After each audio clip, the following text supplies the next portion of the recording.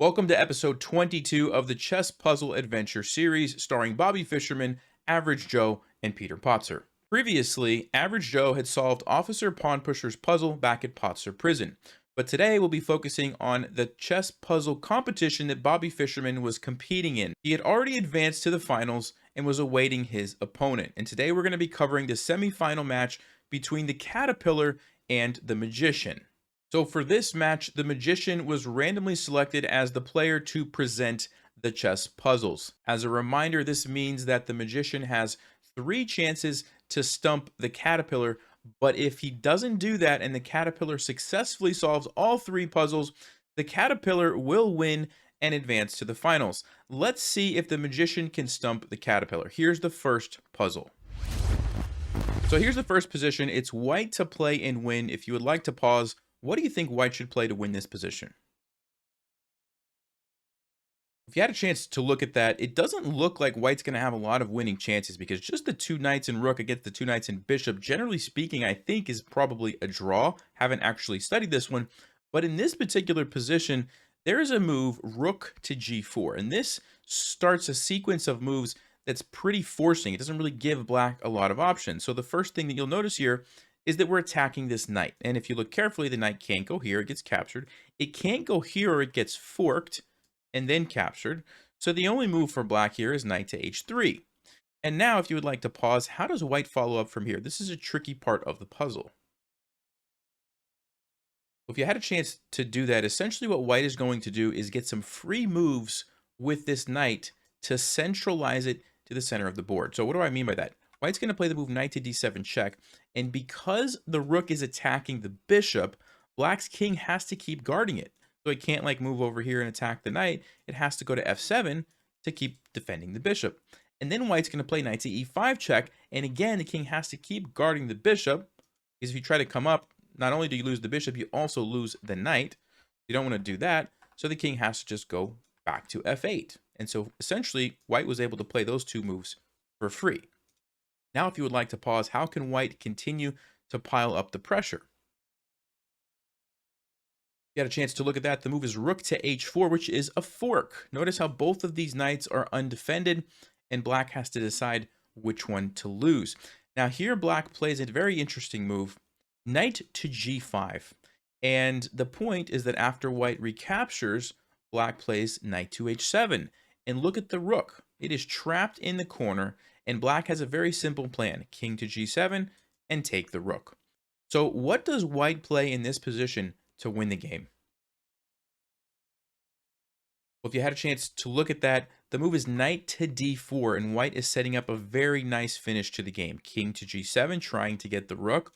Knight to f5 check, and after black takes the rook, white has a beautiful smothered checkmate. The king is stuck in the corner. It can't go here because of its own pieces, and it can't go here because of the knight.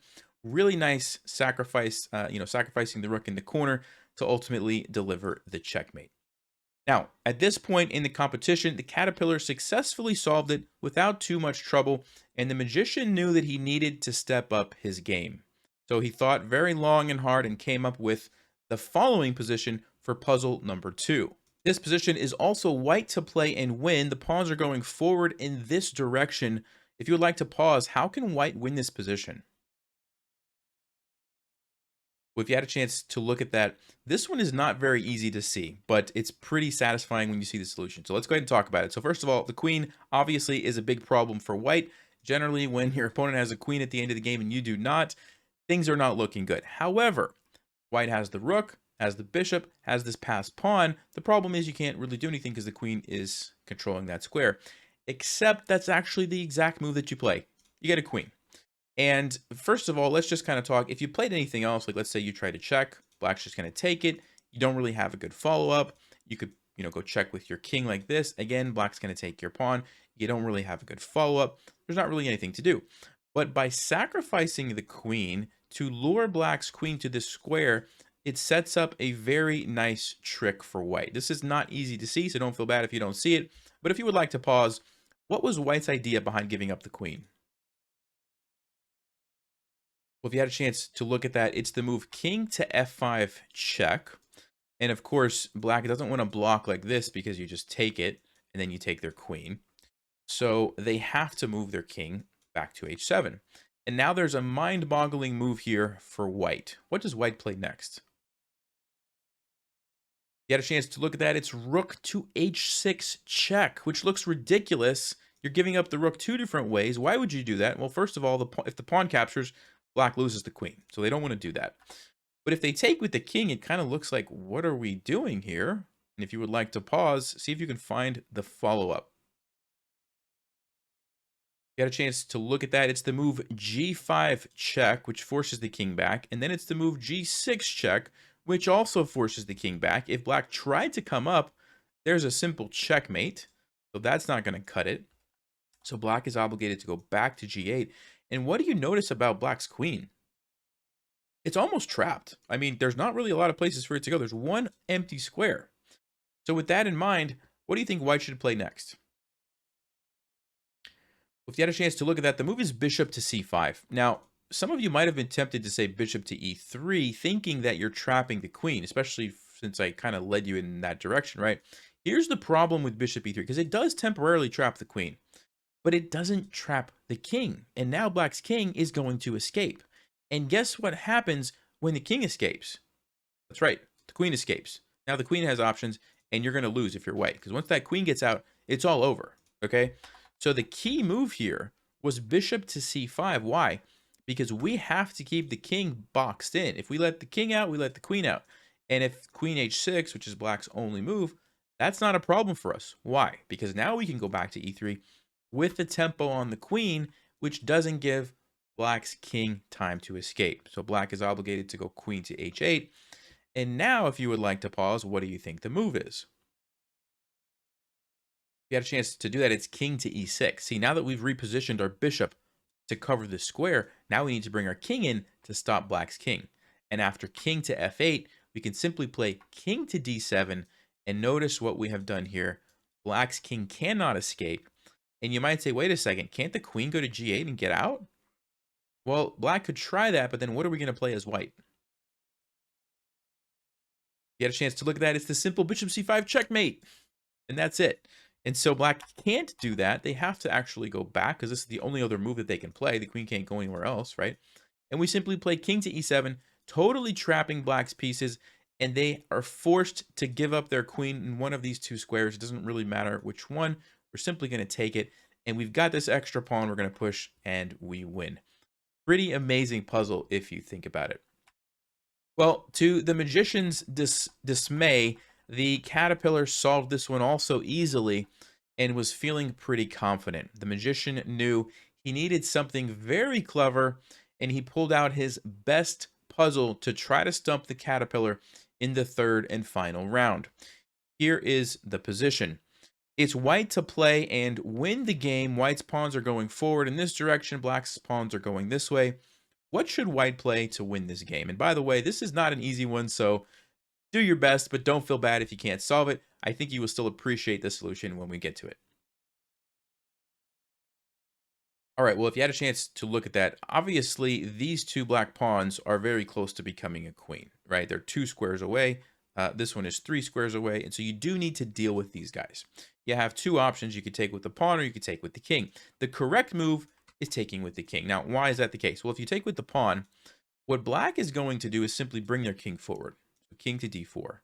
And when you try to push your pawn, they're going to bring their king forward. And when you try to push, they're going to push. And yes, you can get a queen, but they're also going to get a queen. And if you try to stop them, it doesn't really help. They can also move their king, and they're still going to get a queen, right? And regardless, it's going to be a draw. Now, black has the queen with check, and you can't really do anything, okay? So that's why you can't take with the pawn. You have to take with the king, because now you are guaranteeing that you can capture this pawn before black's king can help out, okay? So king takes g3 is the first move. And black plays a really nice move here. A really nice move, king to d4. And this is a special maneuver in these king and pawn endings, where essentially what black is doing with this move is 2 things. Number 1, they would like to stop your pawn from becoming a queen. The problem is they're too far away over here. But by moving here, they get a little bit closer so that they can come back to e5 and then catch it later. You might say, why would they go here? Like, why wouldn't they go this way? Because it's kind of closer to where the pawn is going. The reason is because in addition to potentially going back this way to stop the pawn, they also might want to come this way to help this guy, like move here to push this. So this is the only square that they could do that. If you go here, you only have one option. You have to go stop the pawn. You can't help this guy. And you need both, because watch what happens. If white pushes the pawn, well, now black can come up and support their pawn. If, however, white says, I don't want to do that, I'm just going to take this, well, now black makes a beeline for this guy, and he's in time to stop it. Notice he's inside of that triangle or box, and he's able to catch the pawn, as an example.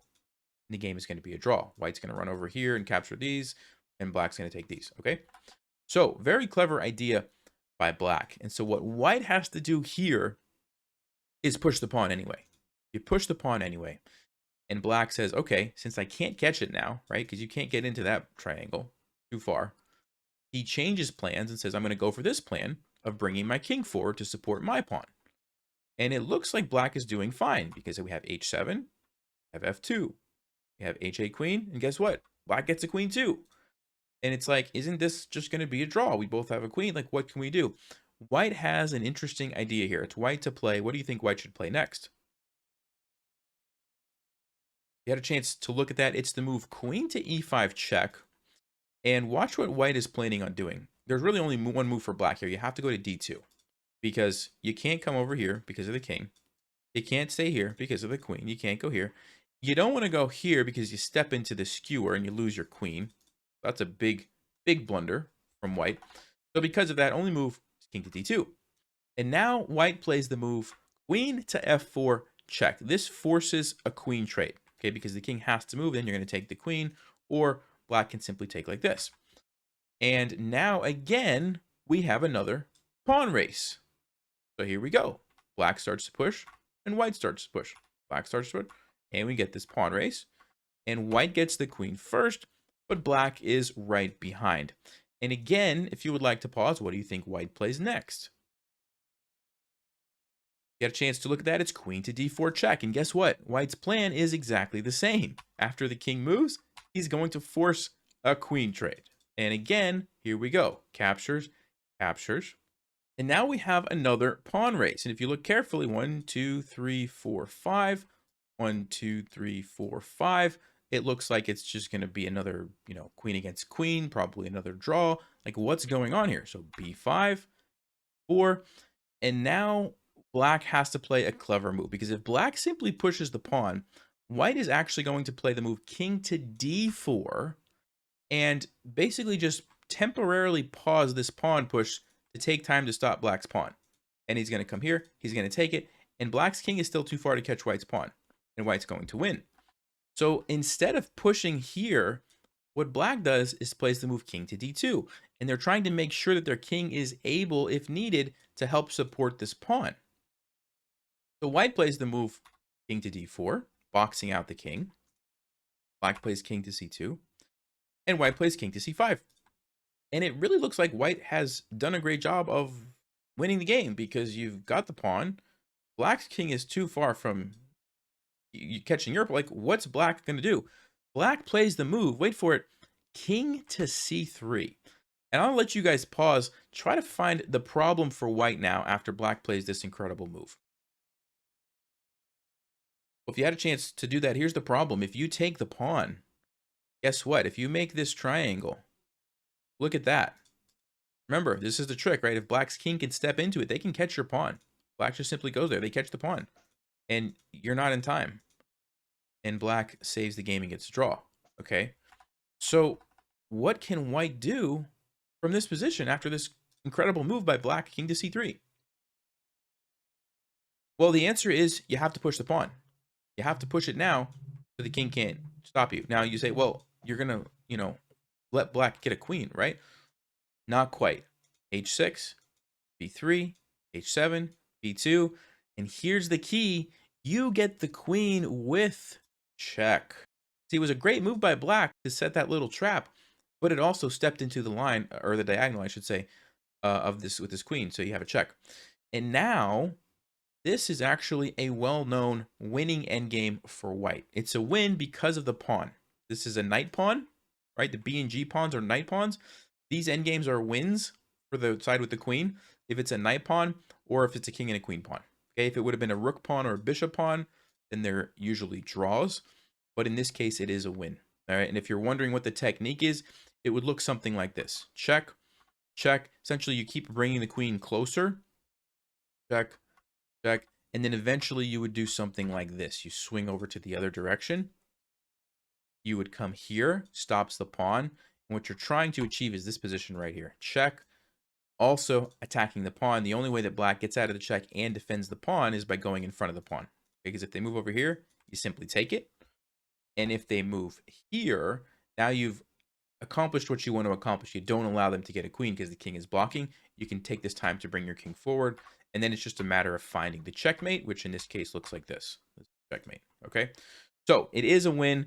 But just to recap, you had 3 pawns. You had to promote one, do a queen trade, promote the second one, do a queen trade, and then figure out all those little details here at the end to win this position. Super complicated puzzle. Congratulations if you found some of those moves. It was not easy.